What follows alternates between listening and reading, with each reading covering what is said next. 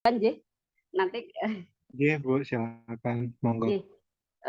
Kali ini saya akan membahas tentang analisis pendidikan sebagai pengembangan manusia seutuhnya.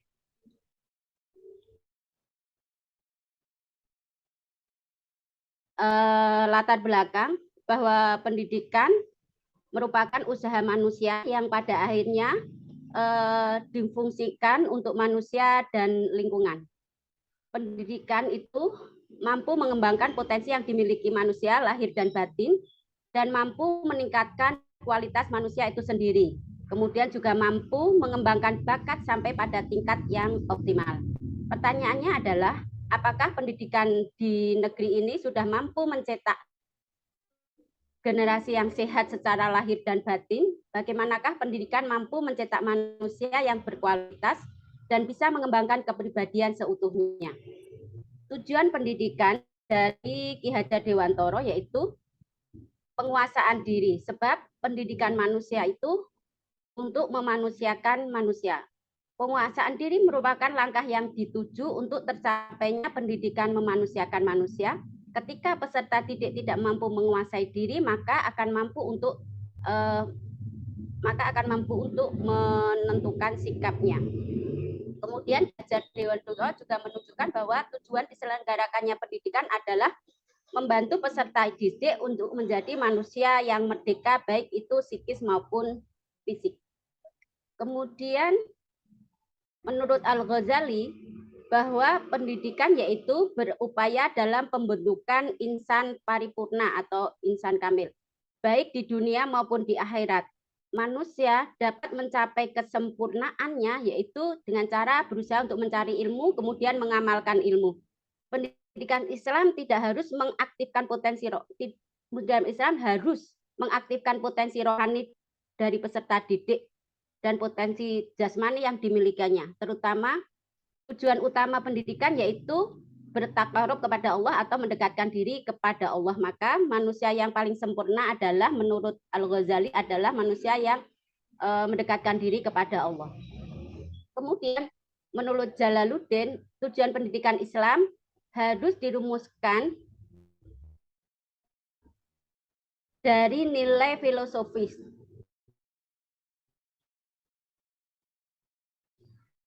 Abdullah, ada 3 tujuan utama dalam pendidikan Islam, yaitu tujuan fisik, kemudian spiritual, kemudian mental. Tujuan pendidikan tidak boleh mengabaikan dari ketiga unsur tersebut. Kemudian menurut Syafi'i, ada 3 komponen dasar bahwa komponen manusia itu adalah ada tubuh, roh, dan pikiran. Nah, tubuh fisik manusia itu dengan cara mengkonsumsi makanan seperti halnya makhluk hidup yang lainnya. Sedangkan roh dan indera itu berkembang untuk mengeksplorasi diri melalui proses pendidikan.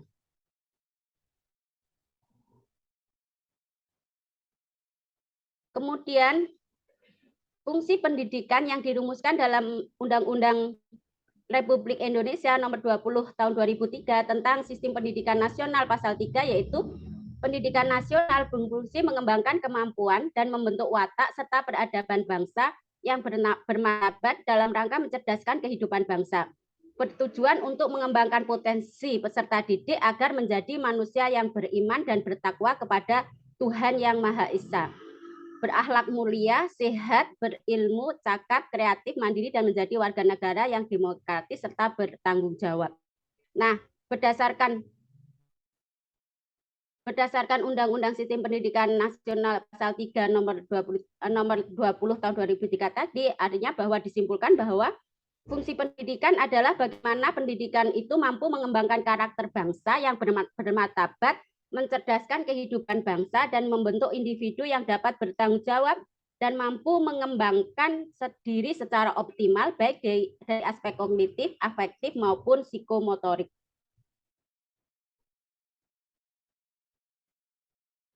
Nah, artinya bahwa pendidikan mampu membentuk manusia seutuhnya, yaitu pendidikan menjadikan individu supaya dapat mengapresiasikan dan mengaktualisasikan diri dengan mengembangkan secara optimal dimensi-dimensi kepribadian, yaitu apa? Emosional, sosial, dan religius, yang pada gilirannya mampu mampu memberikan kebermanfaatan baik diri sendiri maupun orang lain, sehingga menjadikan kehidupan lebih baik. Kemudian di dalam Undang-Undang Dasar 1945 pasal 31 ayat 2 disebutkan bahwa tujuan pendidikan yaitu pemerintah mengusahakan dan menyelenggarakan satu sistem pendidikan nasional yang meningkatkan keimanan dan ketakwaan serta akhlak mulia dalam rangka mencerdaskan kehidupan bangsa yang diatur dengan undang-undang.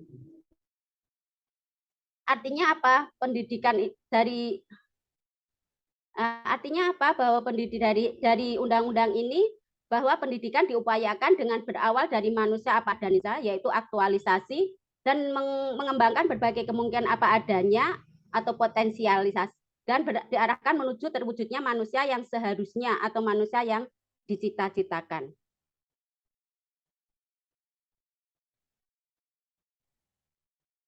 Implikasi pendidikan harusnya berfungsi untuk mewujudkan atau mengembangkan berbagai potensi yang ada pada manusia dalam konteks dimensi keberagamaan, moralitas, individualitas, sosialitas, dan kebudayaan serta menyeluruh dan terintegrasi.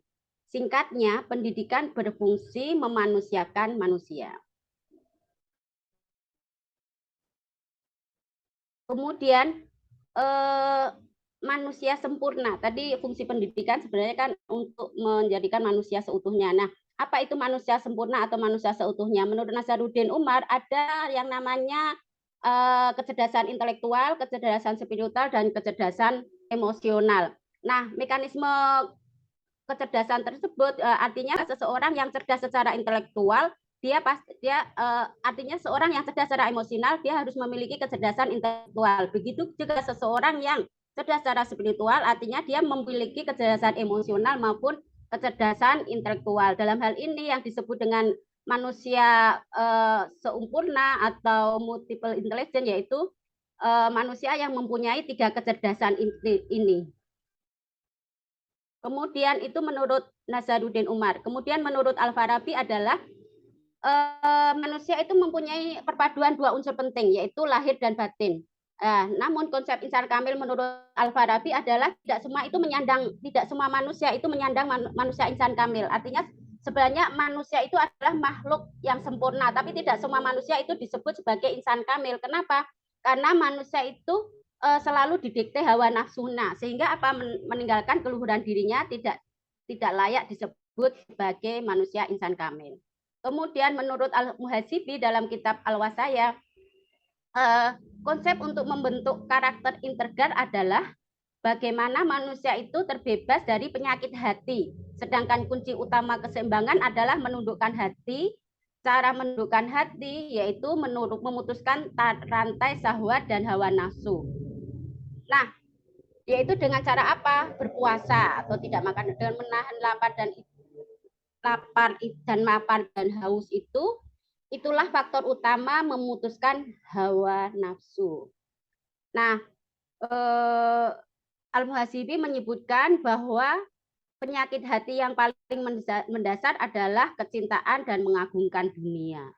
Artinya dengan seseorang yang mempunyai banyak penyakit hati itu kan macam-macam, serakah, kemudian pembohong, kemudian macam-macam lah. Itu. Dan di antara penyakit hati yang paling mendasar itulah kecintaan atau mengagungkan dunia. Makanya kenapa kok sekarang banyak sekali orang yang korupsi gitu, karena mungkin banyak penyakit hatinya. Selanjutnya adalah realita yang terjadi di Indonesia.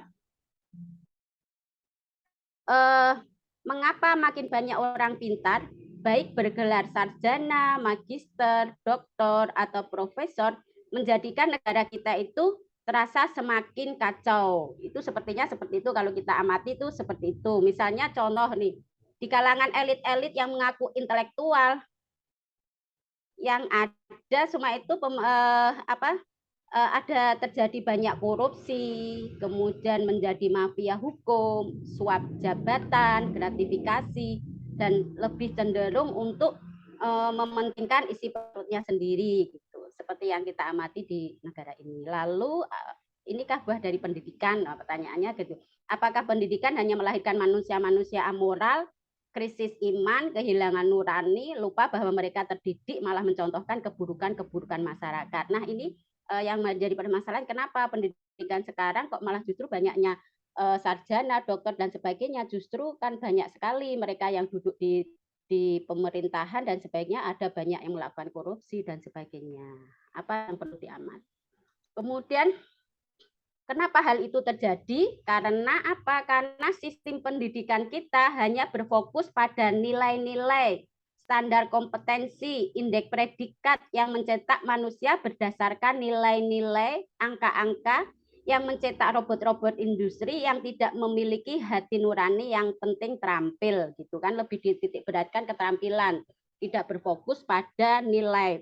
Nah, pendidikan di negeri ini akhirnya dari sini akhirnya apa? Menghasilkan manusia-manusia yang hampa ya, hampa nilai karena bukan nilai-nilai itu yang menjadi titik fokasnya. Kemudian bahwa manusia itu hanya dinilai berdasarkan ukuran profesi dan besarnya gaji. Seringkali gajinya berapa? Kamu setelah lulus kerja di sini gajinya berapa? Begitu kan? Nah, kemudian inilah yang telah membawa kita kepada krisis sumber daya manusia yang luar biasa hebat. Padahal sejatinya pendidikan haruslah menjadi manusia seutuhnya atau manusia insan kamil, manusia yang bukan hanya memuaskan isi perut atau bawah perut. Nah, namun tujuan pendidikan itu mencerdaskan kehidupan bangsa dan bukan hanya mencerdaskan secara intelektual, tapi juga spiritual dan emosional. Seperti yang disampaikan oleh Nazaruddin Umar bahwa seseorang yang insan kamil itu apa? Yaitu seseorang yang mempunyai 3 kecerdasan tadi, intelektual, emosional, dan spiritual. Kemudian atas yang disampaikan oleh Setia menyebutkan bahwa proses pendidikan Islam atau proses tumbuh kembangnya manusia harus dilandasi oleh rasa kasih sayang, baik secara horizontal yaitu sesama manusia maupun secara vertikal. Ini memenuhi dari akhirnya ini dalam hal ini pendidikan ini mampu mencetak insan kamil. Proses penanaman nilai tidak boleh dangkal, apalagi kering nilai, sehingga menurutnya upaya seorang pendidik dalam mendidik itu baik dari fisik maupun psikis harus benar-benar beranjak dari kesadaran yang tersimpul dalam arti adab dan akhlak, lebih mengutamakan pendidikan akhlak atau adab. Jika adab tidak menjadi landasan dari pelaksanaan pendidikan, maka kekacauan akan terjadi. Sebab boleh jadi orang yang dapat tumbuh dan berkembang dan mampu mempelajari berbagai disiplin ilmu, namun karenanya ada distorsi terhadap nilai yang termuat dalam adab, maka pemanfaatan ilmu pengetahuan yang mereka miliki akan sembarangan karena miskin nilai itu tadi. Kemudian rasa kapitalisme akan tumbuh subur karena ukuran aktivitas harus dapat menghasilkan dalam arti kuantitatif dari berapa besarnya gaji dan sebagainya. Nah, akhirnya menghasilkan hipotesa bisa jadi kekacauan yang terjadi sekarang ini mulai dari kehidupan politik, ekonomi, sosial, pengurasan alam yang berlebih-lebihan gitu diakibat oleh hilangnya adab dari perolehan ilmu pengetahuan. Nah, ini menurut Nazaruddin Umar tadi bahwa modal utama menjadi khalifah bumi itu tidak cukup dengan kecerdasan logika dan intelektual. Tadi disebutkan bahwa dibutuhkan kualitas insan kamil. Ya, insan kamil yang disebutkan Nazaruddin Umar kan ada 3 kecerdasan ya, tidak hanya logika dan logika maupun emosional, tapi juga kecerdasan spiritual. Nah, ini saat alam dikelola manusia yang tidak berkualitas atau tidak berkualitas insan kamil, selain menimbulkan ancaman yang dikhawatirkan oleh malaikat, yaitu kerusakan di bumi dan pertumpahan darah. Ini ada di dalam Quran surat Al-Baqarah. Nah, alam juga mau tunduk kepada manusia. Contohnya hujan yang tadinya menjadi sumber air bersih dan membawa rahmat, ada di dalam Quran surat ini bahwa hujan itu kan di bumi kemudian menghasilkan berbagai tanaman dan sebagainya, itu kan sebuah rahmat ya. Namun ternyata kenapa tiba-tiba hujan itu pun juga akan menjadi malapetaka. Nah, kenapa ini terjadi ya? Karena ulah dari manusia yang tidak insan kamil itu tadi. Misalnya hujan yang akhirnya pembawa rahmat menjadi bencana apa ya, banjir karena banyaknya longsor, banyaknya hutan gundul, kan itu juga akibat dari ulah manusia itu sendiri. Manusia yang disebut di sini adalah manusia yang tidak insan kamil. Nah,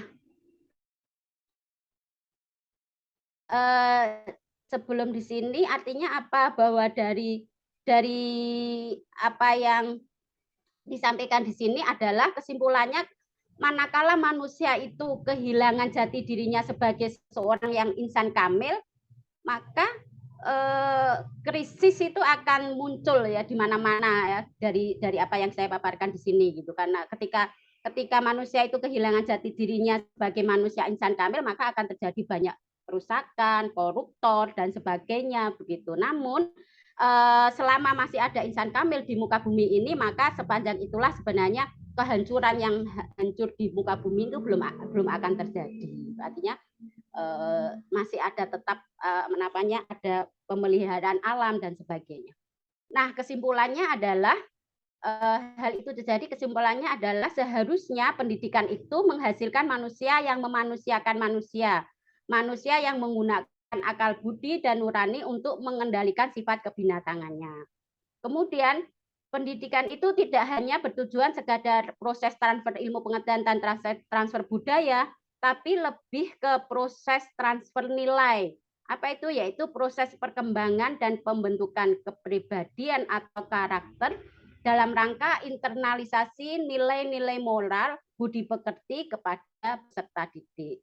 Nah, kemudian mengintegrasikan pendidikan nilai ke dalam pembelajaran berbagai mata pelajaran, tidak hanya mata pelajaran atau mata kuliah tertentu, pendidikan agama aja atau pendidikan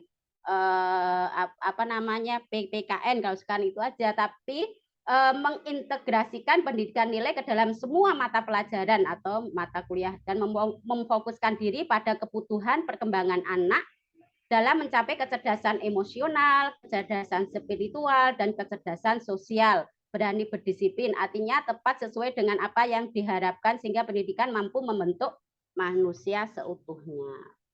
Begitu, terima kasih. Mungkin itu saja presensi dari saya. Mungkin ada masukan dari teman-teman terkait. Saya pikir ini tema ini menarik mungkin ya.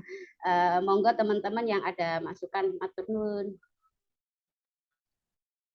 Baik, terima kasih sekali Bu Nunu presentasinya ya, cukup menarik ya tentang insan kamil begitu ya, sebagai pemelihara alam gitu, kebaikan. Selanjutnya kami persilakan Bapak Ibu untuk yang ingin menanggapi, menyampaikan masukan, bertanya boleh nggak Bu Nunu? Boleh.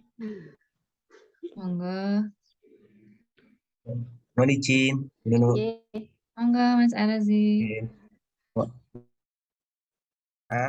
Misalnya soalnya nggak kedengeran ya karena di sini sedang hujan terus dan baru batuk pilek, jadi agak bindeng-bindeng. Mohon maaf jika tidak.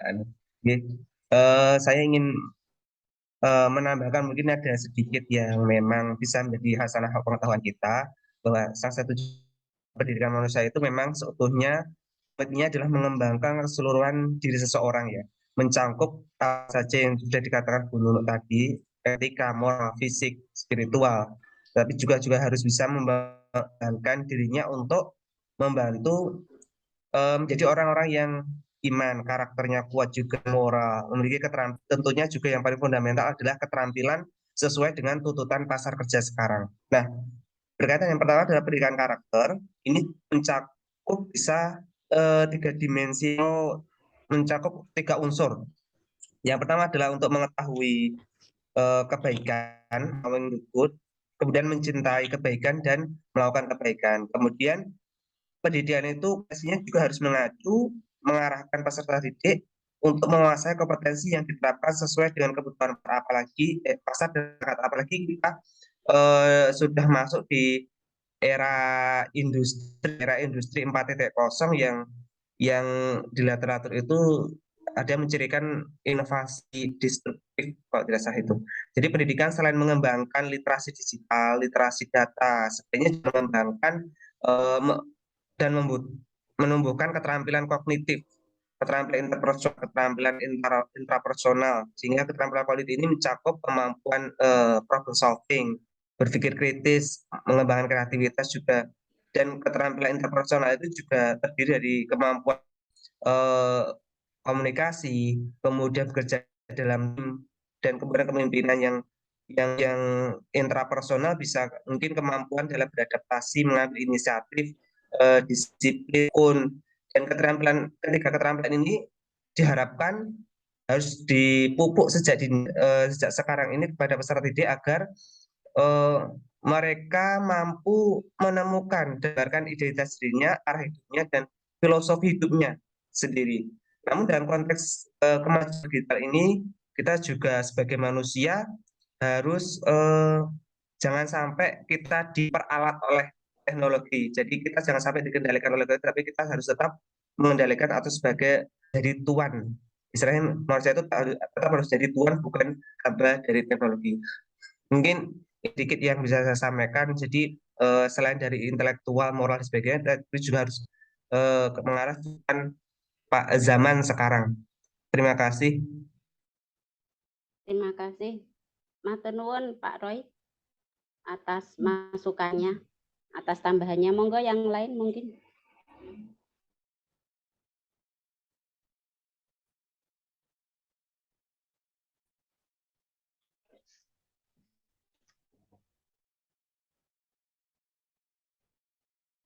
Atau ada yang menambahi atau bertanya, monggo silahkan. Mungkin lebih ke menambahi, kita lebih diskusinya lebih hidup kali. Monggo.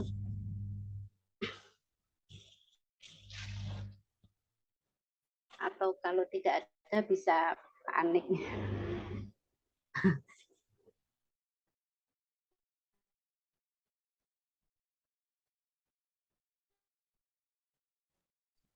Bu Jadi Bapak Ibu Desi, monggo, kayaknya nggak ada. saya Sambi. Sambi WA-an sama Mas Anik. Bingung mau ngumpul di mana. Nanti di Google Drive aja Pak Anik. Khusus Iya, filsafat. Google Drive-nya yang mana gitu maksudnya, Bu? Yang bikin Karena lagi aja terlalu filsafat. banyak Google Drive. Oh. Yang lama aja nggak apa-apa, yang Pak Abdul Rahman itu ya. Oh, itu juga Terus boleh. dibikin big folder yang ini Pak Abdul, ini Apa Profesor. sendiri-sendiri aja lah nanti. Tribun. Nanti kebanyakan Google Drive dulu. Kan di S1 milenial atau generasi Z gitu ya. Kalau di sini karena kemarin saya belajar tentang heutagogi begitu, situ menurut Knowles itu mengatakan bahwa kecakapan baru yang nanti diperlukan juga, istilahnya yang juga untuk diberikan untuk bekal untuk peserta didik itu ya di dalamnya, karena ada tadi ya kecakapan baru yang untuk abad 21 yaitu terkait dengan data literasi, yaitu kemampuan membaca, menganalisis, menggunakan data dan informasi atau dalam bentuk big data di dunia digital. Kemudian yang kedua teknologi literasi, yaitu kemampuan memahami cara kerja dan aplikasi teknologi. Misalnya ada coding, artificial intelligence, dan engineering principle. Kemudian juga ada kecakapan human literacy, yaitu kemampuan pemahaman tentang humanitas, komunikasi, dan desain. Kemudian juga terkait berbagai kecakapan hidup yang dibutuhkan untuk abad 21, misalnya ada higher order thinking skill, ada HOTS, kemudian ada communication skills, ada collaboration skill, ada critical thinking, creative thinking, computational logic, compassion, and civic responsibility. Jadi itu juga mungkin perlu ditambahkan nih, istilahnya karena agar mereka bisa survive untuk bisa kayak di abad 21. Mungkin itu ya tambahan dari saya, Bu Nunu. Terima kasih. Terima kasih Bu Ruli.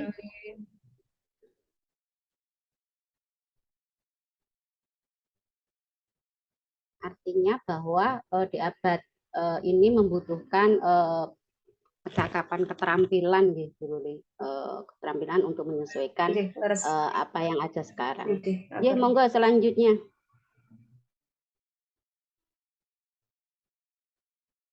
Kalau ini ada penelitian tentang itu bahwa memang bahwa di abad 21 ini ada bahwa pendidikan itu peserta didik itu mempunyai diharapkan mampu untuk berpikir kritis, memecahkan masalah, metakognisi, kemudian berkomunikasi, berkolaborasi, inovasi dan kreatif, literasi informasi.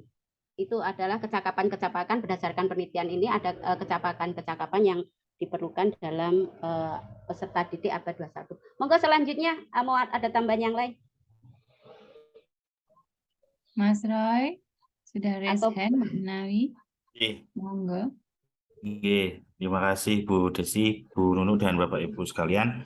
Mohon izin menambahkan sedikit karena tadi saya tertarik dengan apa yang disampaikan oleh Bu Nunu, terus ditambahkan oleh Pak Arozi dan Bu Ruli. Semoga nanti juga memancing Bapak Ibu yang lain untuk berdiskusi bersama.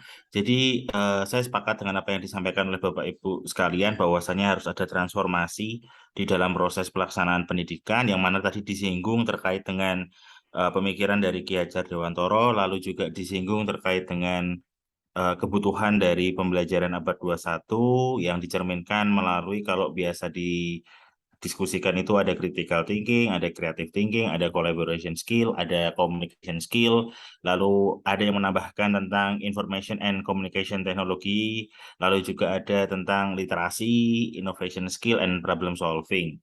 Tapi yang ingin saya ajak diskusi Bapak Ibu sekalian mungkin begini. Ketika kita mengarah pada apa yang disebut dengan pembelajaran abad 21, memang ini menjadi poin yang penting dan menjadi indikator dalam pelaksanaan pendidikan yang ada di Indonesia, yang notabene pembelajaran abad 21 ini nanti harapannya bisa mengakselerasi terciptanya Education 4.0 dan terwujudnya Sustainable Development Goals 2030 khususnya untuk yang poin di quality education. Tetapi yang menjadi catatan adalah dengan berkembangnya arus globalisasi yang memang perpindahan ini bukan hanya dari sisi-sisi material tetapi juga perpindahan ini terjadi dari sisi-sisi budaya. Kita bisa lihat bahwasanya sekarang demam K-pop dan sebagainya itu juga sedang merajalela. Tentunya kita tidak lupa bahwasanya pendidikan adalah sebagai alat untuk transformasi budaya.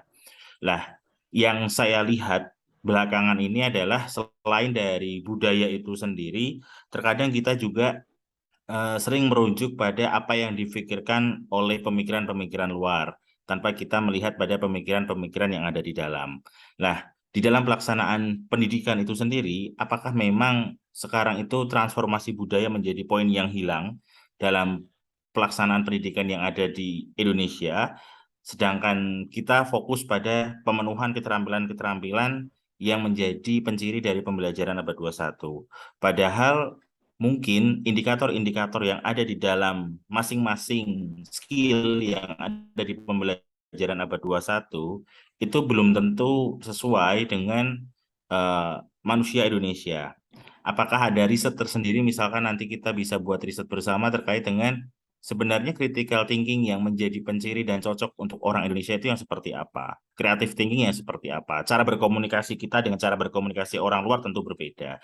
Cara berkolaborasi kita dengan kolaborasi antara orang luar juga berbeda. Lalu budaya-budaya yang menjadi penciri dari negara kita itu dititipkan dalam pendidikan untuk diwariskan kepada penerus kita, apakah itu masih bisa bertahan di tengah hegemoni degradasi budaya yang terjadi? Itu yang ingin saya tanyakan, Bu Desi. Jadi pendapat dari Bapak Ibu sekalian tentang pendidikan sebagai transformasi budaya, alat untuk mewariskan budaya, supaya masih bisa berjalan di tengah hegemoni bahwa kita harus melatih skill dari peserta didik kita. Terima kasih, Bu Desi. Baik, terima kasih sekali Pak Roy ya kaitannya dengan pendidikan sebagai transformasi budaya. Ya, seperti apa sih yang modelnya kita begitu ya maksudnya. Bapak Ibu ada yang ingin menanggapi Bapak Ibu? Monggo. baik, terima kasih Pak Roy. Sebenarnya pembahasan PowerPoint saya itu bukan lebih difokuskan kepada bagaimanakah pendidikan itu bisa membentuk manusia seutuhnya, di situ membentuk manusia seutuhnya. Jadi apa yang disampaikan Pak Roy itu termasuk di dalamnya, maksudnya apakah pendidikan kita sekarang ini tuh sudah bisa transfer budaya. Kalau manusia seutuhnya sebenarnya titik poinnya adalah bagaimana pendidikan itu bisa menjadikan manusia seutuhnya. Dengan cara apa?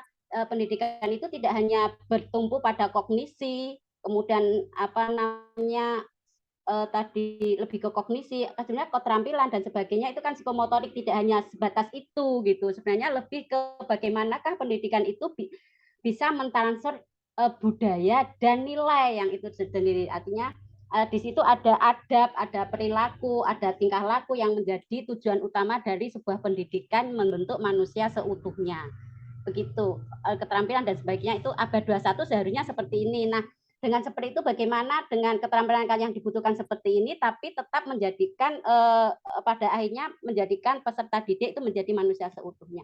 Nah, monggo teman-teman bisa memberikan masukan bagaimanakah model pembelajaran yang bisa menjadikan apa namanya sebuah pendidikan itu sebuah transfer pengetahuan, tidak hanya transfer pengetahuan saja, tapi juga transfer budaya dan transfer nilai. Itu yang lebih diutamakan dalam pembentukan manusia insan kamil. Monggo Pak Redi atau siap.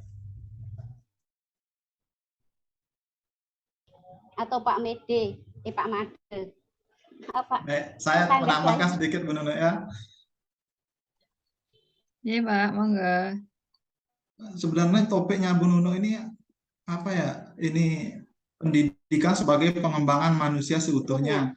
Ya, kalau untuk pengembangan manusia seutuhnya, saya kira teori belajar atau filsafat yang mendasar itu adalah humanistik. Jadi pembelajaran seperti yang kemarin dengan Prof. Gunarhardi itu diawali dengan eksplorasi mendalam konsep diri siswa yang paling penting. Jadi kita menggali apa sih potensi peserta didik kita itu.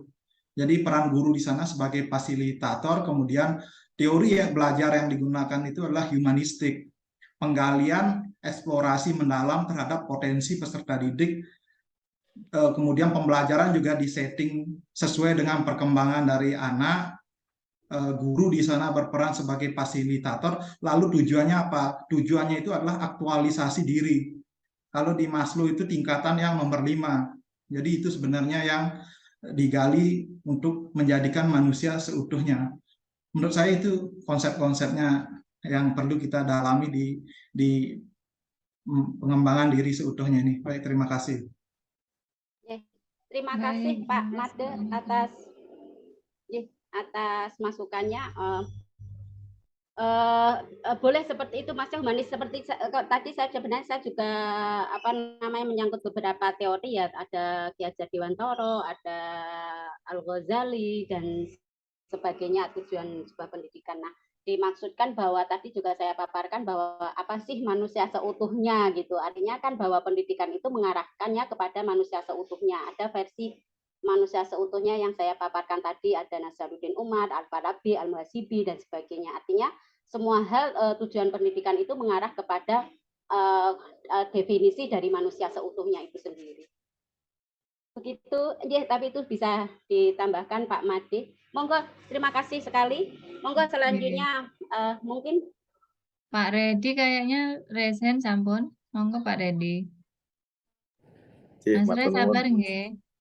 Atau nuwun Bu Desi, menarik sekali ya pembahasan yang disampaikan oleh Bu Nunu, kemudian dilanjutkan dengan tambahan dari Mas Arozi, dan ada pancingan lagi dari Mas Roy yang sudah ditambahkan juga oleh Pak Made. Ini sebenarnya saya itu pengen mendengar suaranya setidaknya itu Bu Dwi, Bu Febri atau Bu Pamungkas begitu nggih, supaya pembicaraan kita, diskusi kita itu lebih berkembang gitu. Karena saya juga sebenarnya rada ewoh gitu kalau yang komentar itu kalau nggak Mas Roy, Mas Redi, Mas Made, Mas Arozi gitu, kok bapak terus gitu. Kali-kali mbok ibu-ibu gitu ya. Tapi enggak apa-apa ini sebagai itu wah nyepelek. Oh iya. Kami boten nyepelek Bu pangapunten. Kami hanya ingin memancing begitu, memancing supaya diskusi kita lebih berkembang lagi gitu. Nggih, itu apa mukadimah saya, tapi terkait dengan pertanyaan dari Asroy tadi terkait apakah ya selama ini pendidikan di Indonesia itu hanya mencerminkan persiapan keterampilan gitu ya. Sebenarnya kalau kita mengacu pada kurikulum Merdeka Belajar apa yang diterapkan oleh Mas Menteri begitu ya. Ada komponen-komponen yang di dalamnya itu terkait dengan survei lingkungan belajar yang sekarang terkenal dengan ANBK kalau nggak salah ya. ANBK itu untuk peserta didik, untuk guru dan untuk kepala sekolah. Nah, apa sih bahasanya AKM itu apa sih? Asesmen kompetensi minimum itu berarti kan yang dicapai oleh peserta didik masuk itu adalah bagian dari literasi dan numerasi gitu ya yang dilaksanakan oleh oleh murid-murid gitu. Nah, dalam melakukan survei karakter ini sebenarnya pemerintah itu sudah menyiapkan bagaimana pola pendidikan yang sesuai dengan lingkup budaya yang terjadi di Indonesia. Dari ANBK itu sebenarnya sudah tergambarkan gitu. Inilah yang tadi bisa menjadi penjembatan pertanyaannya Mas Roy tadi. Jadi peserta didik itu bisa menjawab pertanyaan-pertanyaan dari survei karakter dari yang ditunjukkan oleh ANBK tadi. Baik itu dari sisi sarana prasarananya, kemudian dari sisi iklim sekolahnya, dan itu akan dibandingkan dengan apa yang dijawab oleh guru maupun apa yang dijawab oleh kepala sekolah. Sehingga pemerintah itu bisa memonitor maupun memetakan apakah sekolahan tersebut itu sejatinya sudah benar-benar sesuai menerapkan apa yang diharapkan oleh kurikulum Merdeka Belajar tadi. Nah, mudah-mudahan ini akan menjadi penjembatan gitu ya, tambahan informasi. Karena dulu sempat ketika saya menjadi guru di salah satu sekolah itu kami itu mencoba mencermati sebenarnya ANBK ini untuk apa begitu. Kemudian fungsinya apa? Kenapa kemudian UN diganti dan seterusnya? Oh, ternyata ada kaitannya dengan apa yang dilaksanakan kurikulum yang dilaksanakan oleh Mas Menteri. Itu saja tambahan saya Mas Roy dan Bu Desi, Bu Nunuk, matur nuwun. Matur suwun Pak Redi. Sepertinya tadi saya lihat Pak Roy mau nambah lagi ya. Monggo Mas Roy. Tapi nggak lama-lama aja, masih ada Mas Ani. Iya, nggih Bu Desi, nggih. Oke, terima kasih untuk diskusinya Bapak Ibu. Jadi saya ingin memberikan closing statement begini.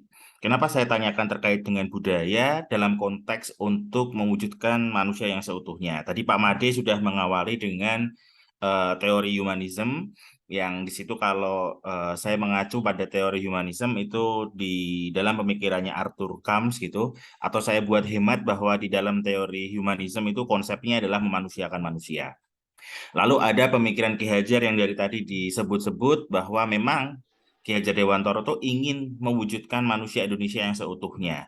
Nah, kalimat utuh di sini dalam konteks pemikiran saya mengacu pada apa yang difikirkan oleh Ki Hajar Dewantoro. Di situ Ki Hajar Dewantoro tidak pernah memisahkan antara pendidikan dan budaya. Jadi pendidikan dan budaya itu berjalan secara bersama-sama. Buktinya apa? Ki Hajar Dewantoro itu menulis 2 buku yang diketahui oleh orang bahwa ada buku merah dan buku kuning. Buku kuning itu identik dengan konteks-konteks pemikiran beliau dalam bidang pendidikan, dan buku merah itu dalam konteks-konteks beliau berpikir tentang budaya. Maka dalam pemikiran Ki Hajar Dewantoro itu ada yang namanya metode Sarisworo, yang mana mengajarkan sesuatu kepada peserta didik dengan cara memainkan budaya di dalamnya. Sehingga memang tidak terpisah antara budaya dan pendidikan. Walaupun mungkin ada yang mengatakan ada buku biru, buku yang ketiga, yang berpikir yang mengandung pemikiran-pemikiran beliau tentang politik. Tapi itu memang jarang untuk dikonsumsi. Jadi ada merah, kuning, dan biru. Dan saya juga pernah ke Museum Kertagirya. Di sana juga memang banyak pengajaran-pengajaran dengan menginternalisasi budaya di dalam pelaksanaan pendidikan. Memang kalau kita kembali konteks untuk mewujudkan manusia yang seutuhnya, manusia adalah makhluk yang tidak akan pernah lepas dari budaya. Sehingga ketika kita berbicara bagaimana menciptakan manusia yang seutuhnya, bagaimana kita memanusiakan manusia, maka lekatkan budaya pada pelaksanaan pendidikan itu sendiri. Terima kasih, Bu Desi. Baik sekali. Terima kasih Mas Roy, closing statement yang sangat luar biasa. Bapak Ibu sekalian, terima kasih sekali Bu Nunuk juga telah menyampaikan presentasi yang cukup menarik sehingga kita bisa terpancing untuk melaksanakan diskusi yang cukup hangat ini, Namun waktu yang harus memisahkan presentasi Bu Nunuk dengan presentasi berikutnya ya, karena ini sudah menunjukkan pukul 10.35 dan kita masih ada satu presentasi lagi dari Mas Ani. Terima kasih sekali Bu Nunuk dan Bapak Ibu sekalian untuk presentasi dengan Bu Nunuk tadi Terima kasih terkait manusia teman-teman. seutuhnya. Saya Selanjutnya tutup kami dulu, nggih. persilakan kepada Wassalamualaikum. Salam. Belum saya tutup. Selanjutnya kami persilakan kepada Mas Anik untuk menyampaikan presentasinya. Monggo Mas Anik. Ya, matur suwun atas waktunya Bu Desi. Izinkan saya Bapak Ibu untuk membagikan screen.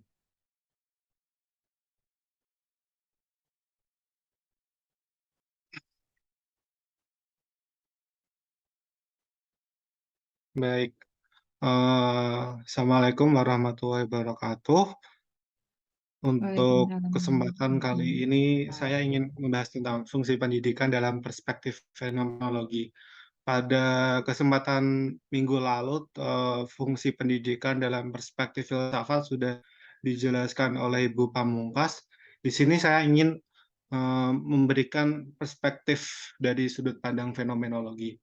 Namun, izinkan saya untuk memulai presentasi ini dengan merefresh ingatan Bapak Ibu tentang apa itu fenomenologi, lalu tentang istilah-istilah penting dalam fenomenologi serta tahapan-tahapan saat fenomenologi.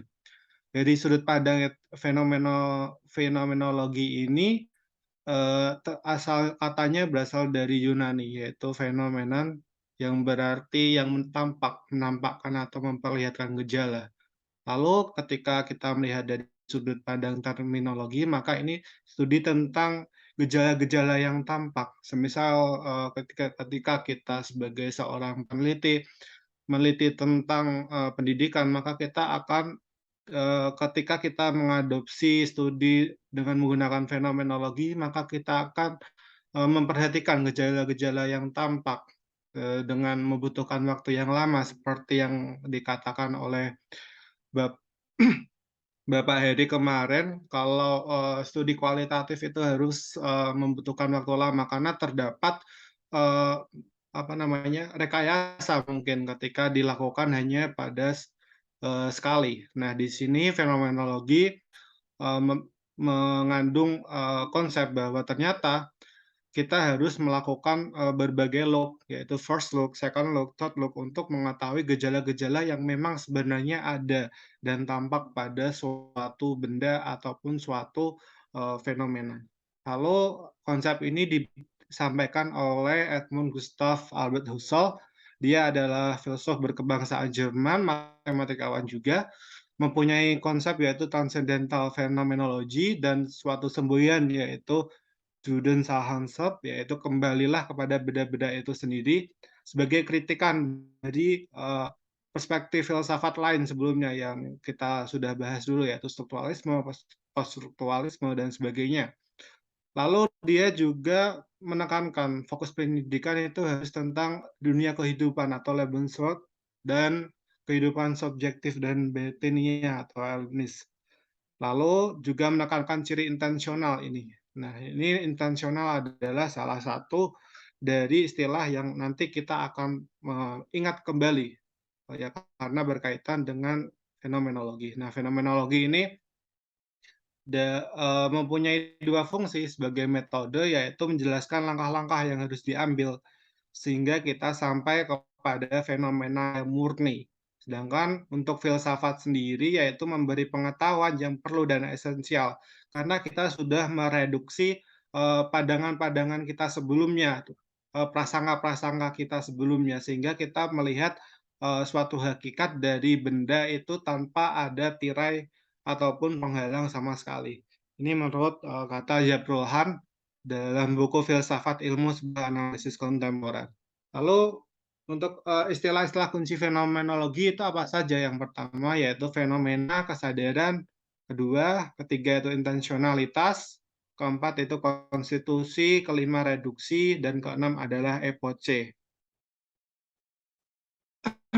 Di sini realitas, Bapak Ibu pasti mungkin teringat dengan penjelasan saya terdahulu yang kalau bayangan dari suatu benda itu belum tentu bayangan dari benda itu sendiri. Misal ketika kita melihat bayangan dari kelinci, belum tentu itu adalah bayangan dari seekor kelinci. Bisa saja kita melihat bahwa bayangan itu ternyata adalah gerakan tangan yang diperlihatkan ketika disorot oleh cahaya.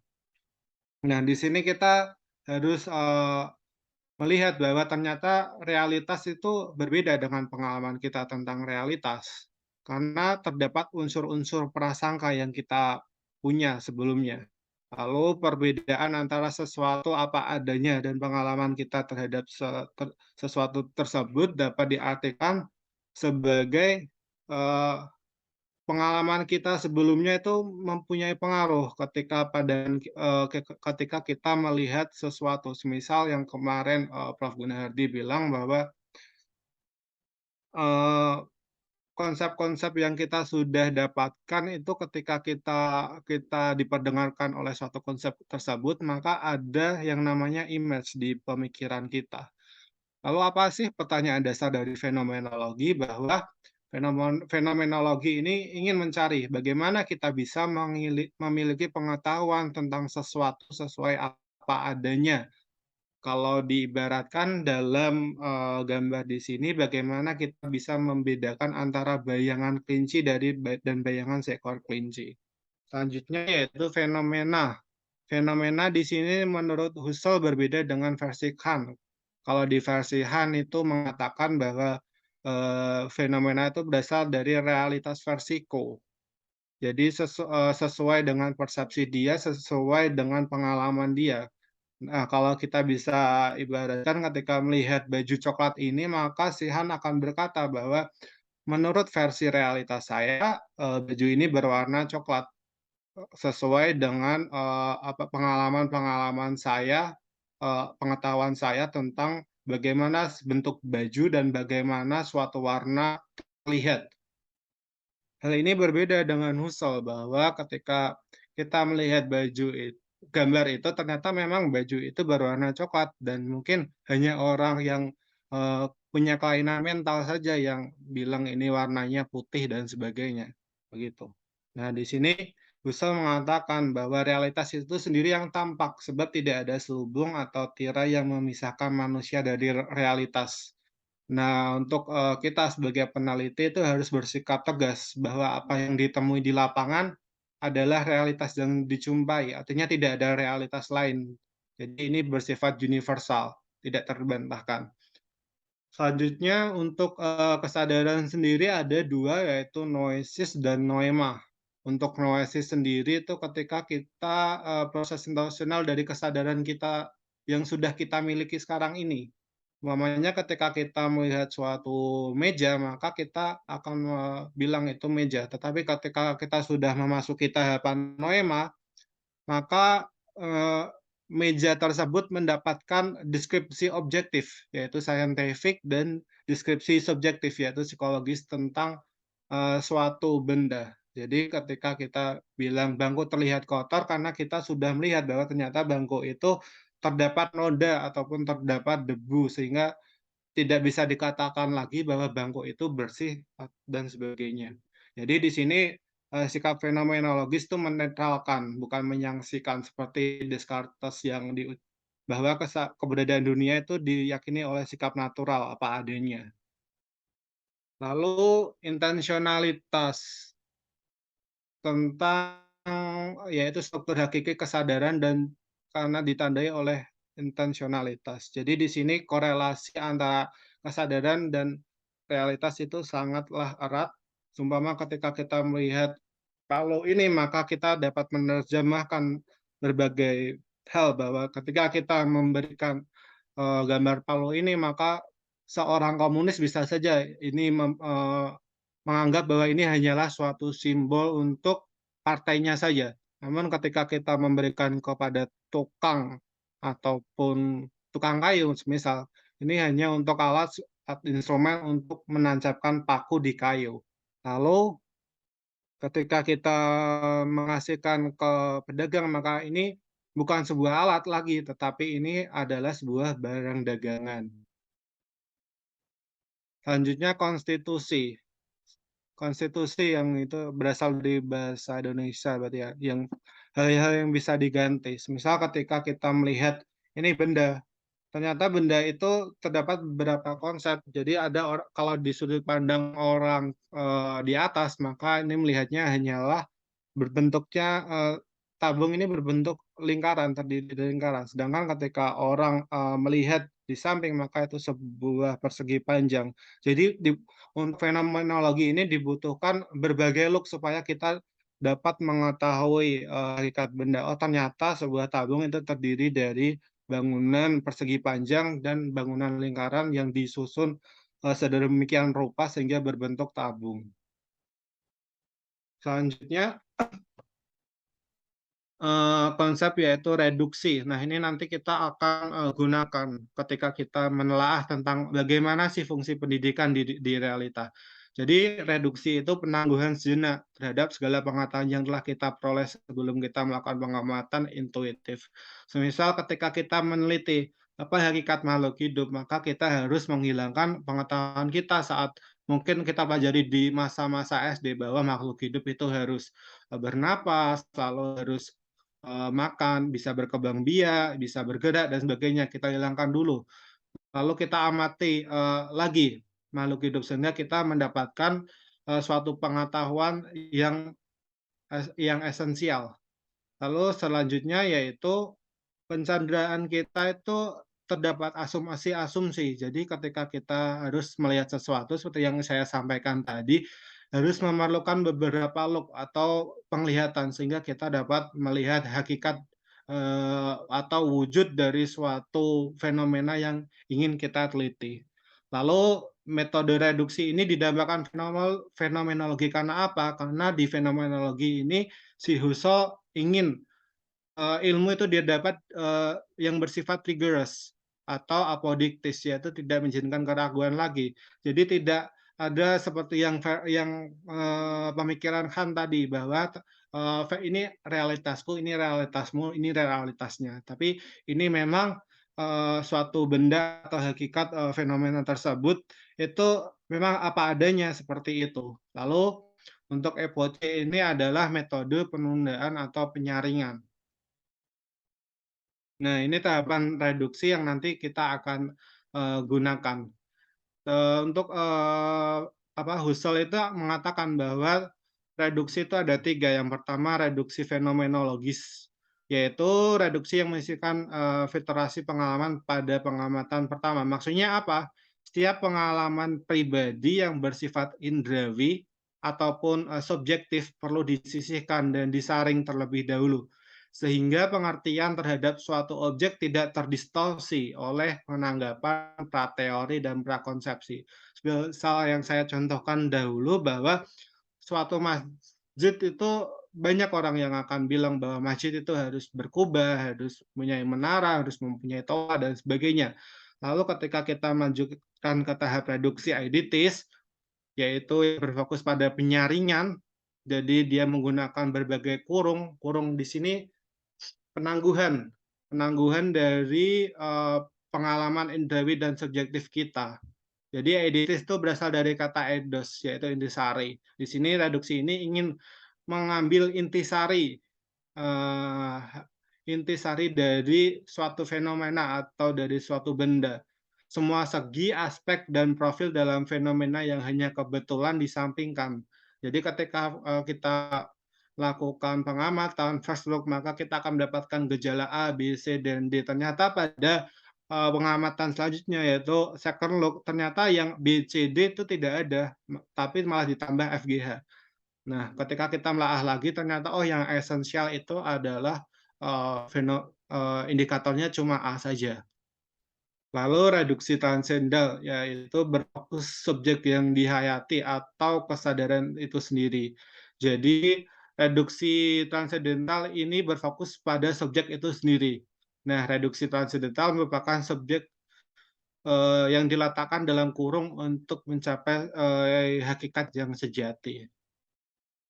Nah, fenomenologi ini sebagai metode, jadi kita perlu fokus pada pengalaman subjektif seseorang atau sekelompok orang. Jadi kita tidak perlu lagi menelaah tentang variabel-variabel lain.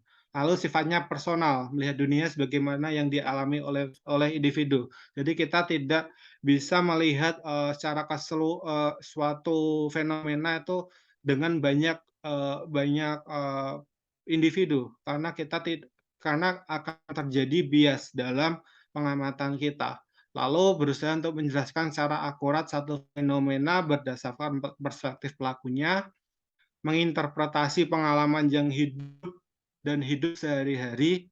Jadi seperti yang saya tekankan tadi, harus membutuhkan waktu lama karena kita harus memahami makna dari dunia di sekeliling kita. Selanjutnya mengasumsikan bahwa ada struktur. Nah, struktur itu yang tadi yang saya katakan itu hanya ada indikator A saja ketika kita menelaah tentang sesuatu. Untuk yang B, C, D, dan seterusnya itu ternyata hanyalah gejala sampingan saja. Selanjutnya, yang terakhir yaitu mengasumsikan bahwa satu-satunya yang dapat kita ketahui adalah secara langsung dapat diamati dan dialami. Jadi, untuk ketika kita ingin mengetahui fungsi dari pendidikan, maka kita harus perlu masuk ke dalam dunia pendidikan tersebut. Masuk di sini dalam arti kita bisa melihat di dalam kelas atau mungkin di sistem pendidikan dari suatu negara. Nah, ternyata kita masuk ke diskusi aslinya. Setelah kita mempunyai pemahaman tentang pisau untuk mengupas dari sudut pandang fenomenologi. Jadi pendidikan mengandung banyak aspek dan sifatnya sangat kompleks. Karena sifatnya yang kompleks itu tidak sebuah batasan pun yang cukup memadai untuk menjelaskan arti pendidikan secara lengkap. Karena bagaimanapun dibuat oleh beraneka ragam dan kandungannya berbeda-beda. Perbedaan tersebut mungkin bisa orientasi tujuan dari pendidikan itu bagaimana. Semisal ketika kita menelaah tentang konsep aliran klasik, maka kita akan menelaah bahwa ternyata ada cabang orientasi, yaitu untuk memajukan faktor pembawaan, hereditas, atau mungkin ke faktor lingkungan, yaitu mileu. Lalu konsep dasar yang digunakan, misal dalam filosofis ini berarti kita akan memperlihatkan ini aspek-aspek saja yang perlu diperhatikan. Dan lanjutnya misi atau pandangan tentang kehidupan dan dunia peserta didik dan manusia lain-lainnya. Di sini kita akan melihat pendidikan dengan pendekatan fenomenologi agar mendapatkan gambaran yang nyata dari apa yang memang ada. Selanjutnya, hakikat pendidikan dari berbagai perspektif.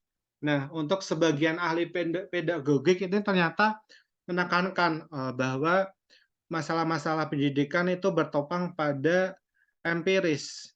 Jadi itu seperti yang Windelband sama Henderson katakan bahwa ilmuwan itu hanya bersifat kuantitatif. Jadi melalui eksperimen ataupun analisa, pengukuran, perhitungan, klasifikasi, dan perbandingan.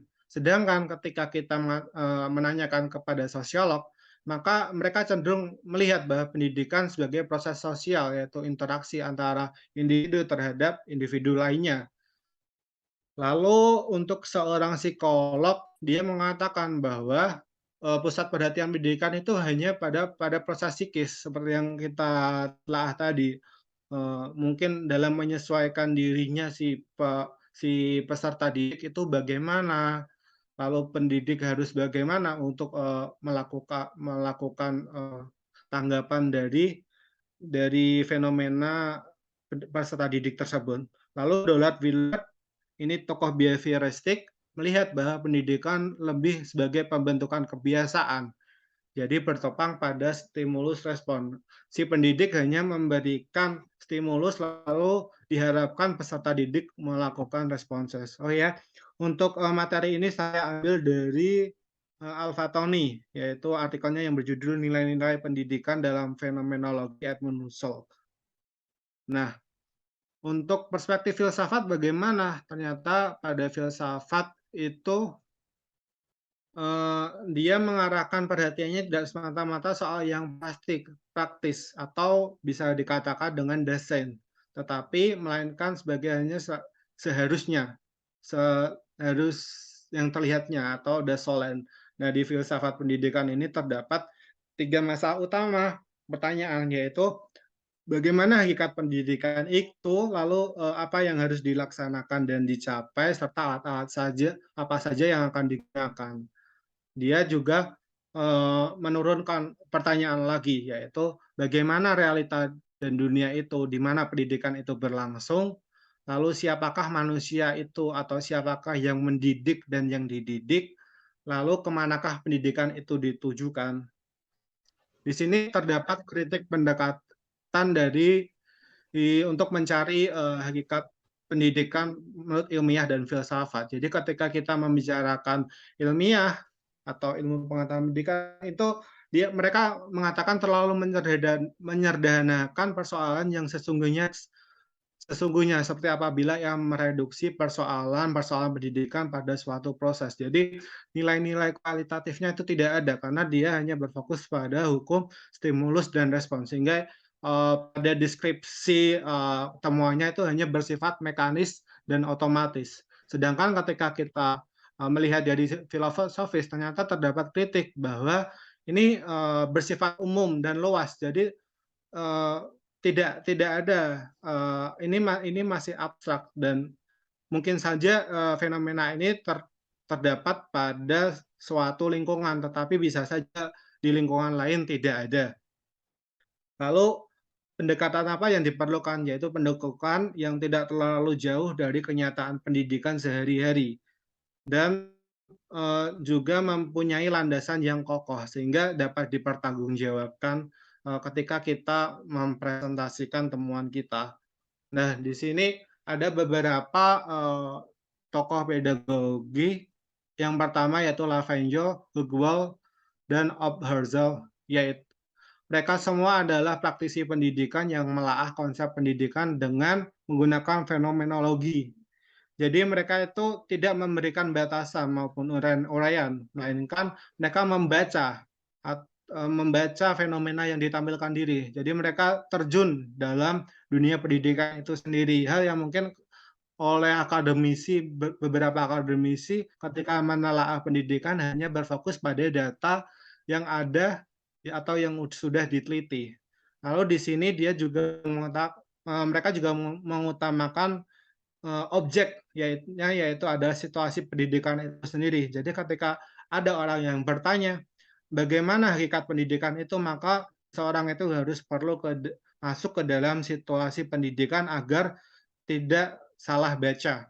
Selanjutnya untuk dalam menelaah tersebut harus diamati dengan tajam, diperhatikan gejala-gejala apa yang tampak pada fenomena tersebut.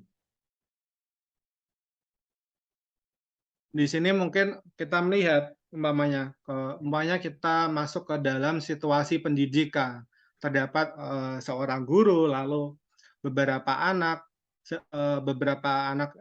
ini melihat satu orang yang di depan, mereka berbaju putih rapi dan ada tulisan di meja. Lalu apakah uraian-uraian saya tadi itu adalah ciri-ciri ataupun mungkin indikator-indikator dari pendidikan, sehingga kalau tidak ada indikator tersebut maka tidak dapat dikatakan sebagai pendidikan. Ternyata tidak.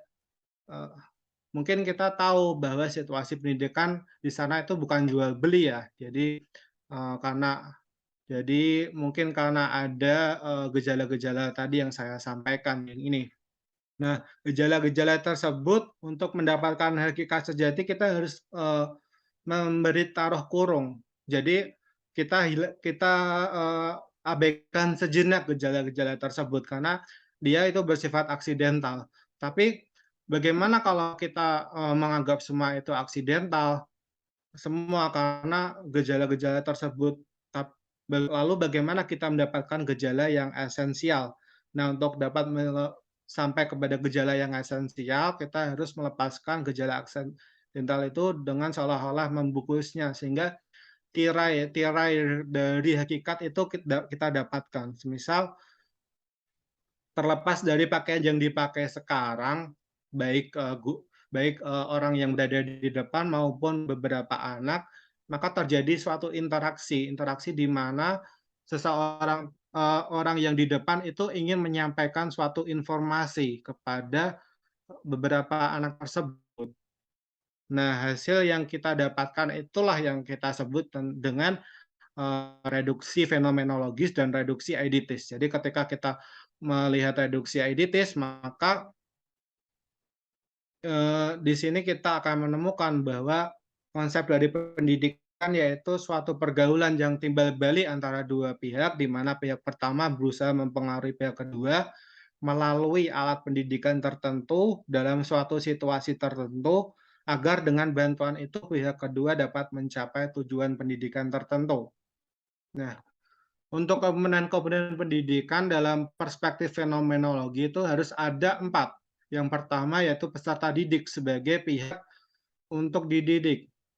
Lalu tergantung kalau peserta didik itu mempunyai sifat yang temporer, karena harapannya suatu saat dia ketika pendidikan sudah selesai maka dia dapat hidup mandiri tanpa bantuan dari pendidik.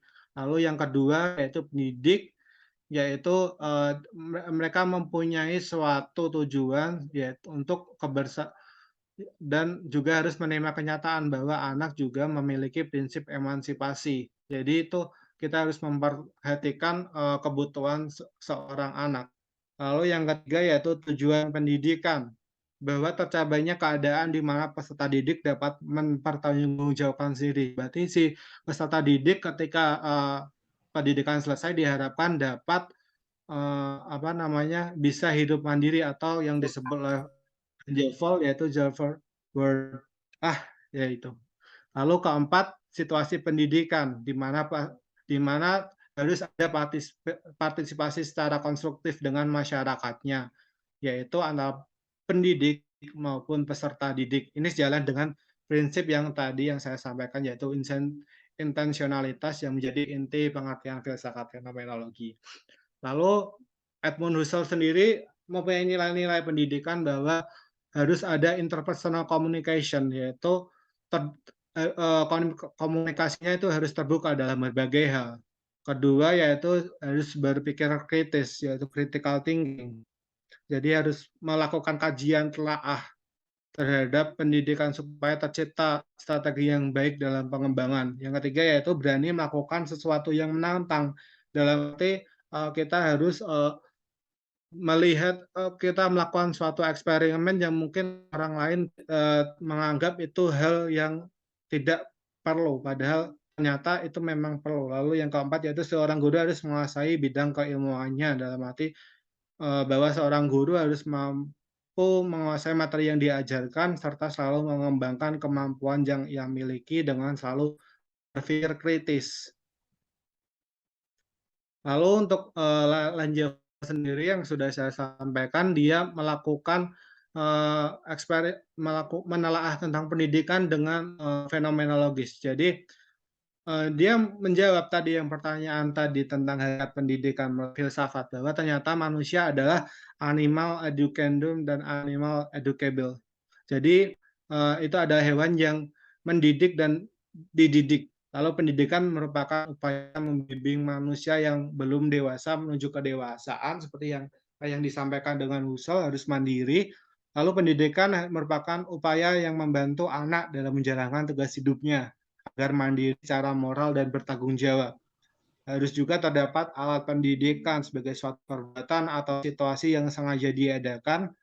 Lalu terdapat beberapa tujuan pendidikan yang dibedakan menjadi 6 macam, yakni tujuan umum yang identik dengan tujuan akhir dari suatu pendidikan. Tujuan khusus yaitu interpretasi dari tujuan umum tersebut. Tujuan insidental atau tujuan seketika yaitu bersifat temporer, lalu tidak lengkap, dan tujuan perantara. Terima kasih atas perhatian Bapak Ibu. Saya ucapkan terima kasih. Wassalamualaikum warahmatullahi wabarakatuh. Waalaikumsalam warahmatullahi wabarakatuh. Kompleks sekali, J. Presentasi dari Mas Anik cukup luar biasa. Kemudian kami persilakan Bapak Ibu yang lain untuk menyampaikan tanggapan, masukan, atau mungkin pertanyaan. Monggo Bapak Ibu.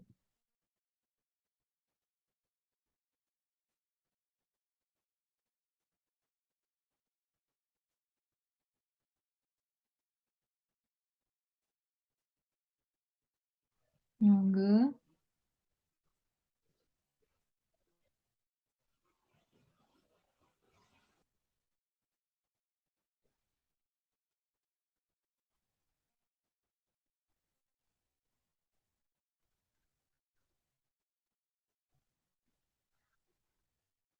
Mas Ani, ada key points gitu yang bisa disampaikan untuk memancing diskusi, Mas Ani?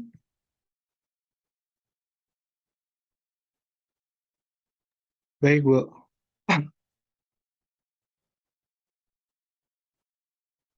Maaf, tadi ternyata salah itu ya PPT ya. Hah? Salah PPT? Ya sama sih konsepnya tadi, tapi ada beberapa tambahan yang belum saya itu perlihatkan. Nah, jadi Oh, kesimpulannya seperti ini. monggo. Nah, fenomenologi adalah studi tentang fenomena atau tentang segala sesuatu yang tampak. Jadi gejala-gejala lah yang diteliti pada studi ini. Lalu konsep ini digagas oleh Edmund Husserl. Terdapat istilah kunci fenomenologi. Lalu urutan-urutan yang perlu kita ketahui untuk mengetahui fungsi pendidikan lewat fenomenologi yaitu membaca fenomena, lalu mengumpulkan semua gejala yang tampil dalam fenomena, melepaskan dari gejala-gejala tertentu yang subjektif atau individual, yang sifatnya dengan jalan menaruh di antara kurung. Hasil yang kita dapat yang tersisa adalah fenomena yang esensial. Lalu ini adalah beberapa praktisi tadi yang melahirkan konsep pendidikan dengan fenomenologi. Selanjutnya, Langevel mengatakan bahwa pendidikan merupakan upaya dalam membantu anak dan menjalankan tugas hidupnya juga. Konsep komponen pendidikan sudah saya sampaikan. Jadi ketika kita melihat konsep fungsi pendidikan di Indonesia, maka kita akan melihat bahwa ternyata apa yang diberi pemikiran oleh si Husserl maupun di Langevel itu ternyata ada pada fungsi pendidikan di Indonesia, yaitu mengembangkan kemampuan dan membentuk watak supaya menjadi yang bertanggung jawab alias mandiri.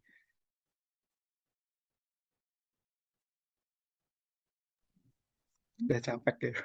Oke, terima kasih Mas Anik. Itu Oke. beberapa key points yang sudah disampaikan Mas Anik kepada Bapak Ibu sekalian. Ada tanggapan? Mas Arosi sudah on mic. Oh, dimatikan lagi. Iya. Monggo Mas Mohon Arosi. izin Bapak Ibu. Eh, Mas Anik tadi apa sudah menjelaskan berkaitan dengan komponen-komponen dalam perspektif fenomenologi. Iya, iya, tadi itu pemikiran dari Langevel tadi. Sebentar, saya tunjukkan lagi. Jadi mungkin ketika Bapak Ibu lupa materinya cuma ini untuk yang pendidikan, karena saya ingin menekankan aspek dari pendidikan dari sudut pandang fenomenologi saja. Karena sudah disampaikan fungsi pendidikan di sudut pandang filsafat oleh Ibu Pamungkas pada minggu kemarin. Ini.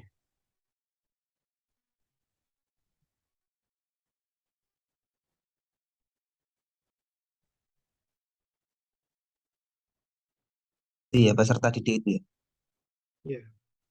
Oh, mungkin saya kelewat itu soalnya kok tadi saya belum mungkin pas penjelasan itu saya kelewatan. Mungkin Bapak Ibu Oke.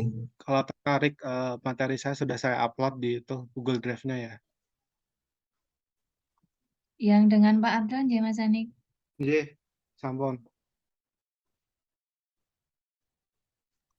Boleh share di chat yang terakhir biar nggak scroll up nanti nggih.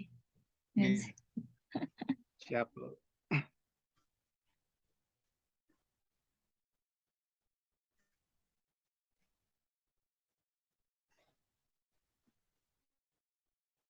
Bapak Ibu ada tanggapan?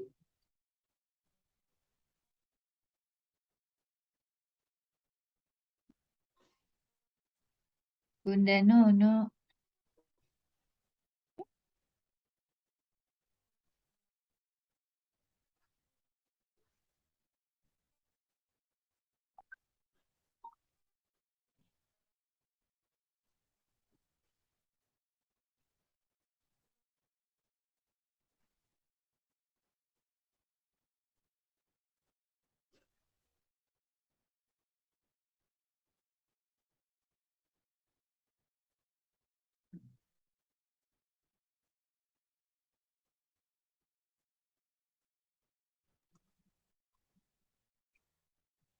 Mungkin Bapak Ibu ini sudah menjelang Jumatan kali ya, jadi sudah lelah.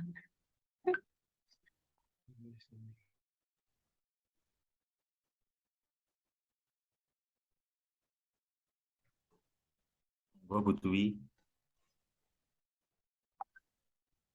Monggo Pak Roy.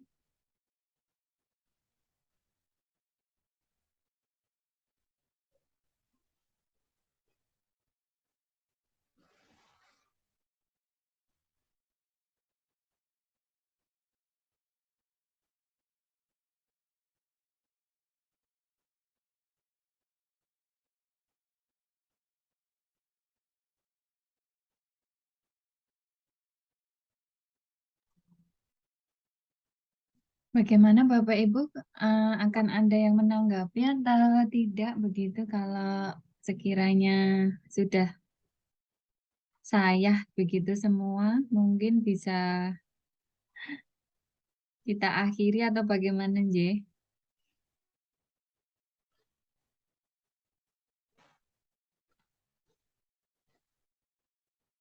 Gimana Mas Anik? Ikut saya, Bu. Pak Made, non sewu ada yang ingin disampaikan, Mas Roy? Monggo, masih ada waktu. Kata Pak Redi, giliran ibu-ibu. Saya Ye, sudah giliran loh Ibu tadi. Luli, Bu Saya Nunu, Mbak saya Dwi, Mbak saya sudah. Febri, Ini gilirannya Pak Mbak Pamungkas. Dwi, Mbak Saya Bu Dwi. moderatorin aja ya. Mbak Dwi, Mbak Pamungkas, Mbak Febri. Saya sudah di sesi 1. Jih, mungkin sedikit ini ya bertanya dengan Pak Anik mungkin Monggo. tadi Jih yang disampaikan. Mohon izin Bapak Ibu dan mohon maaf ini di tempat saya ada suara untuk persiapan Jumatan. Mohon maaf kalau terganggu. Tadi yang disampaikan oleh Pak Anik itu terkait dengan fenomenologi di mana dalam proses pencarian pengetahuan itu di sini fokusnya itu pada fenomena yang sifatnya itu indrawi atau yang bisa kita lihat gitu ya. Artinya di sini juga saya menangkap oh berarti ada juga gitu ya yang sifatnya itu tidak terlihat secara indrawi gitu ya. Kadang di kehidupan sehari-hari juga kita kan mengenal ya adanya beberapa fenomena yang mungkin itu erat juga kaitannya dengan budaya yang mungkin menjadi sebuah hal yang dipercayai di masyarakat. Apalagi di setiap daerah, mungkin di tempat saya sendiri gitu ya, di Banyumas, karena saya asli dari Banyumas itu, ada sebuah kepercayaan yang mungkin menjadi sebuah hal yang turun-temurun dipercaya sampai saat ini, tapi tidak apa ya, mungkin terbukti kebenarannya gitu. Tapi kebanyakan orang itu percaya dengan misalnya itu ada mitos mengenai bepergian ketika hari Sabtu itu akan ada sebuah bencana gitu ya yang akan menimpa gitu. Itu sebagai salah satu contoh saja. Nah, bagaimana kita sebagai pendidik di sini untuk menyikapi hal tersebut, memberikan sebuah konsep kepada peserta didik untuk hal-hal tadi ya yang sifatnya itu tidak bisa kita buktikan secara indrawi ataupun eksperimen gitu. Mungkin itu sih sedikit pertanyaan dari saya untuk Pak Anik. Yeah. Baik, Terima kasih Bu Dwi. Monggo Mas Anik tanggapannya. kasih. Baik, terima kasih Bu Dwi. Saya ingin mengaitkan pertanyaan Bu Dwi tadi bahwa di fenomenologi ini terdapat 3 tahapan. Jadi ketika mungkin tahapan pertama yaitu reduksi fenomenologis, mitos-mitos, anggapan-anggapan yang ada dalam pikiran manusia itu ternyata sudah direduksi dulu. Jadi mungkin ketika kita bicara tentang fenomenologis, berarti hal-hal yang seperti itu tidak bisa dikatakan karena itu tidak dapat dipertanggungjawabkan seperti itu. Mungkin ini hanya sebagai tambahan pengetahuan saja. Jadi saya lebih menekankan bahwa itu lebih ke pengetahuan daripada ilmu pengetahuan begitu, Bu. Mungkin mungkin Bapak Ibu yang lain bisa menanggapi atau mungkin mengoreksi dari jawaban saya. Terima kasih. Mohon izin, Bu Desi, diizinkan. Monggo Pak Rai. Terima kasih Bu Desi untuk waktunya. Jadi menambahkan dari Pak Ani tadi bahwasanya saya sepakat terkait dengan mitos itu memang pengetahuan. Jadi sisi-sisi indrawi yang didapatkan oleh manusia melalui alat indera yang mereka miliki, maka itu disebut dengan pengetahuan karena memang belum tersusun secara sistematis. Sehingga belum bisa dikatakan sebagai ilmu dan ilmu pengetahuan. Tapi kaitannya dengan mitos, memang itu kebenaran dalam konsep berpikir bagi seseorang. Dikarenakan mitos itu muncul karena memang ada keterbatasan dalam pola pikir manusia, dalam penggunaan logika, ataupun sarana dan prasarana yang menyebabkan mitos itu muncul. Misalkan mitos terkait dengan gerhana matahari atau gerhana bulan. Dalam pemikiran yang ada waktu itu adalah adanya konsep buto yang memakan bulan misalkan. Hal itu muncul dikarenakan pengetahuan yang dimiliki adalah terkait dengan pengetahuan tentang dewa, pengetahuan tentang dalam konteks Jawa itu buto. Belum ada fasilitas yang menunjang bagaimana melihat proses gerhana itu terjadi. Sehingga apa yang menjadi pengetahuan pada saat itu menjadi sebuah kebenaran. Melainkan ketika misalkan ada perkembangan ilmu dan teknologi, akhirnya konsep gerhana itu terbukti bahwa tentang mitos bahwa gerhana itu dimakan oleh buto itu menjadi konsep yang mungkin tidak bisa dipertanggungjawabkan untuk saat ini dengan alat ukur, fasilitas, dan logika manusia yang sudah berkembang. Tapi pada saat itu diyakini kebenarannya karena pengetahuan yang ada pada saat itu, yaitu karena terbatas pada penggunaan logika dan terbatas pada keberadaan sarana dan prasarananya. Mungkin itu Bu Desi sedikit tambahan dari. Terima kasih Mas Roy. Ya, kaitannya dengan mitos yaitu karena keterbatasan fasilitas ya untuk menyelidiki tentang satu hal gitu. Tapi setelah seiring dengan kemajuan zaman terbukti secara ilmiah apa sih gerhana matahari, kenapa bisa terjadi itu, bagaimana proses terjadinya begitu. Terima kasih Mas Roy.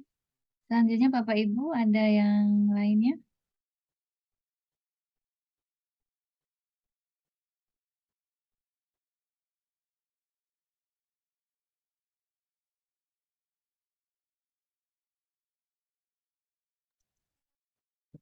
Mbak Fembri, Mbak Pamungkas?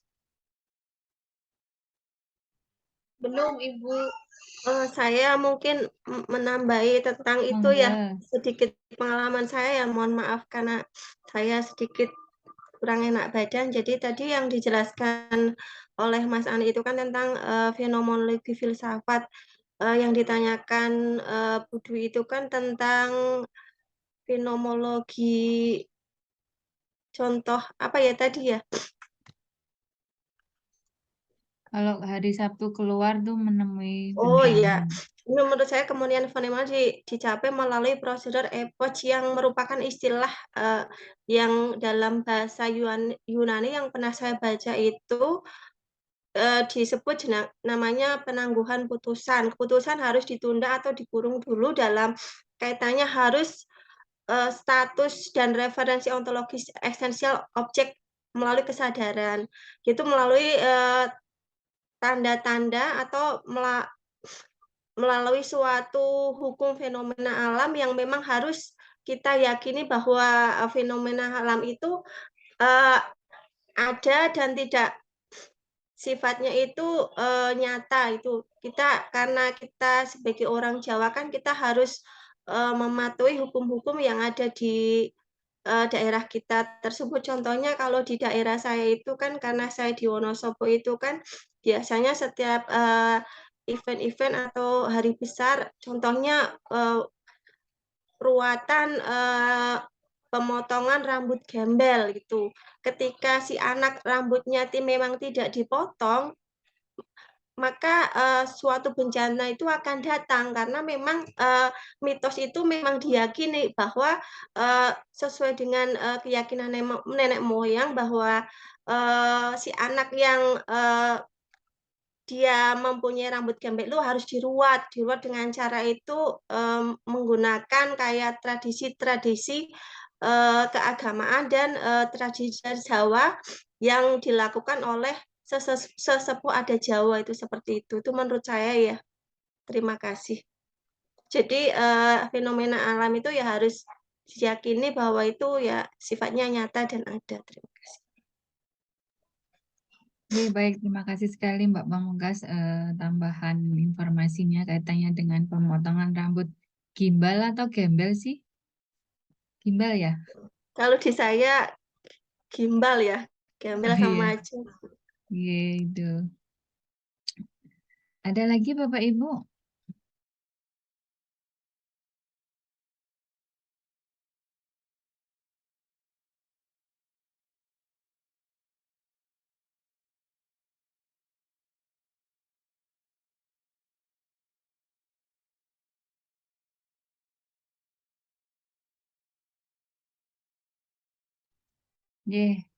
Bapak Ibu sekalian, karena sudah tidak ada lagi yang ingin menanggapi, Mbak Menawi konsentrasinya Bapak-bapak sudah tertuju pada Jumatan, begitu dan Ibu-ibu sudah lelah juga. Mungkin saya cukupkan sampai di sini ya presentasi untuk hari ini yang tadi disampaikan Bu Nunuk dan juga Mas Ani yang kaitannya dengan fenomenologi yang terakhir dari Mas Ani gitu ya.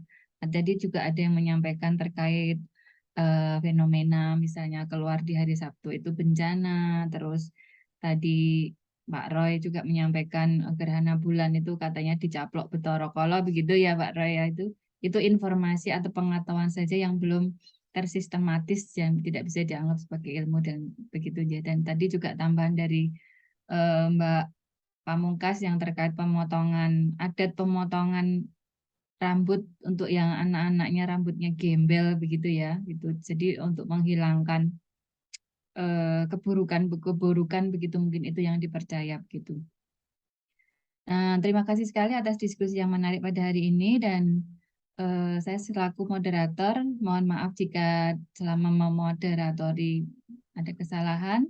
Sampai ketemu di minggu depan dan wassalamualaikum warahmatullahi wabarakatuh. Terima kasih untuk Bapak Ibu semua. Waalaikumsalam Terima kasih Bapak Ibu. Izin lagi sudah mulai mau Jumatan.